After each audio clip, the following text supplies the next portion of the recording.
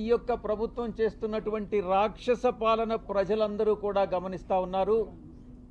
తప్పకుండా ఇది పతనానికి, ఈ యొక్క ప్రభుత్వ పతనానికి నాంది పలుకుతా ఉన్నారు. వాళ్ళకి వాళ్లే నాంది పలుకుతున్నారు అన్నటువంటి విషయంలో సందేహమే లేదు.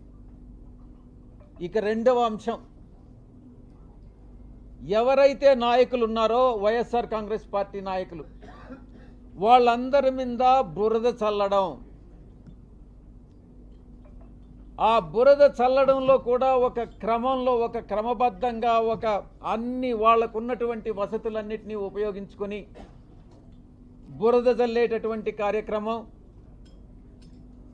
ఆరోపణలు, నిరాధారమైనటువంటి ఆరోపణలు చేసేటటువంటి కార్యక్రమం చేపడతా ఉన్నారు. ఇదంతా పద్ధతి ప్రకారమే జరుగుతూ ఉంది. నేను ఒక్కటే చెప్తా ఉన్నా, ఎవరైతే ఈ నిరాధారమైన ఆరోపణలు చేశారో, ఎవరైతే నా పేరు ప్రతిష్టలు దెబ్బతీసేదానికి ప్రయత్నించారో, వాళ్ళు ఎంత పెద్దవాళ్ళైనా, ఏ పార్టీకి చెందినటువంటి వాళ్ళైనా, అది మా పార్టీలో వాళ్ళైనా కావచ్చు, అధికార పార్టీకి సంబంధించినటువంటి వాళ్ళైనా కావచ్చు, వదిలే ప్రసక్తే లేదు అని నేను ఘంటాపదంగా చెప్తా ఉన్నా. ఇక ఎవరైతే ఈరోజు ఇంకొక విషయం కూడా చెప్పాలి మీకు. ఎవరో ఒక వ్యక్తి, ఇద్దరు మోటార్ సైకిల్ మీద నిన్న విజయవాడకి మా ఇంటికి వచ్చారట. ఆ ఫోటో కూడా వీడియోలో రికార్డ్ అయింది. వీడెవరో తెలుగుదేశం పార్టీకి చెందినటువంటి ఒక లేడీ, ఒక పురుషుడు.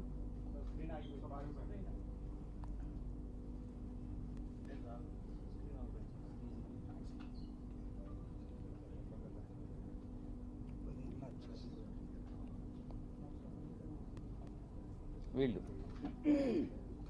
నేను ఒక్కటే చెప్తా ఉన్నా, వీడెవడో నాకు తెలీదు. వాడు ధైర్యంగా వచ్చి విజయసాయిరెడ్డి వాడు ఉండాడా ఇక్కడ, పారిపోయాడా అని అన్నాడంట. ఎక్కడికి పారిపోయాడు అని అన్నాడంట. వాడెవడో నాకు తెలీదు. వీడు డెఫినెట్గా తెలుగుదేశం గుండా అయి ఉంటాడు. ఆ గుండా వెనుక ఒక అమ్మాయిని కూడా తీసుకొచ్చాడు. నేను ఒక్కటే చెప్తా ఉన్నా, ఎవరైనా కూడా, నేను ఈరోజు ఇక్కడ వచ్చాను, నాకేం సెక్యూరిటీ లేదే, ఏ ఒక్క పోలీసు నా దగ్గరికి రాలేదే, నాకు పర్సనల్ సెక్యూరిటీ కూడా లేదే, నేను ధైర్యంగా వచ్చా. వీడెవడో టైం చెప్పి నువ్వు ఫలాని దగ్గరికి రా అని చెప్తే ధైర్యంగా నేను ఒక్కడనే వెళ్తా. ఈ రకంగా ఏదో వచ్చి నేను భయపెట్టేస్తాను, నేను కొట్టేస్తాను, చంపేస్తాను అని ఈ రకంగా భయపెడితే తాటాకు చప్పుళ్ళకు భయపడేటటువంటి వాడిని కాదు అని నేను చెప్తా ఉన్నా. పత్రికాముఖంగా చెప్తా ఉన్నా, వీడికే చెప్తా ఉన్నా. నువ్వు టైం చెప్పరా, నేను వస్తా, లేదా నువ్వు మా ఇంటికి వచ్చి వాడు విజయసాయిరెడ్డి గారు ఎక్కడ అన్నావు కదా, నువ్వే చెప్పు, మీ ఇంటి అడ్రస్ చెప్పు, నేను వస్తా, చూసుకుందామని అన్నటువంటి విషయాన్ని నేను చెప్తా ఉన్నాను. నేను దీన్ని బట్టి ఒకటే అర్థం చేసుకోవాలి, ఏ ప్రభుత్వం అధికారంలో ఉన్నా, ఏ కూటమి అధికారంలో ఉన్నా, మేము ప్రతిపక్షంలో ఉన్నా, భయపడే ప్రసక్తి లేదు. మళ్ళీ తిరిగి వైఎస్ఆర్ కాంగ్రెస్ పార్టీ 5 సంవత్సరాల కాలంలో మళ్ళీ అధికారంలోకి వస్తుంది. మధ్యంతర ఎన్నికలుగానే వస్తే మళ్ళీ కూడా అధికారంలోకి వస్తుంది. ఎవరైతే తోక ఆడిస్తున్నారో ఆ తోక ఆడిచ్చే వాళ్ళందరినీ తిరిగి కత్తిరిస్తామని నేను పత్రికాముఖంగా చెప్తా ఉన్నా.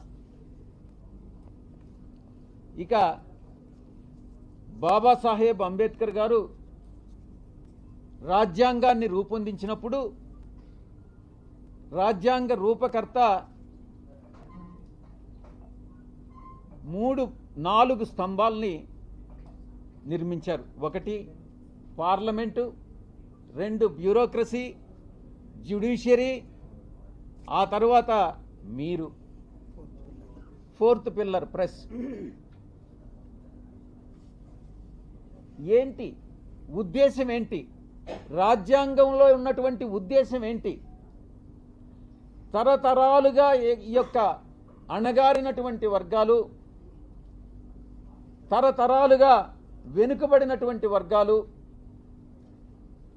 అది మనునీతి ధర్మం ప్రకారం కుల వృత్తుల వల్ల కావచ్చు, మరి ఏ ఇతర రీత్యా కావచ్చు, ఈ యొక్క అణగారినటువంటి వర్గాలన్నింటినీ కూడా పైకి తీసుకురావాలన్నటువంటి ఉద్దేశంతో రాజ్యాంగంలో ఈ యొక్క 4 స్తంభాలని నిర్మించి చట్టానికి లోబడి మీరు పని చేయండి అని చెప్పినటువంటి మహానుభావుడు బాబాసాహెబ్ అంబేద్కర్.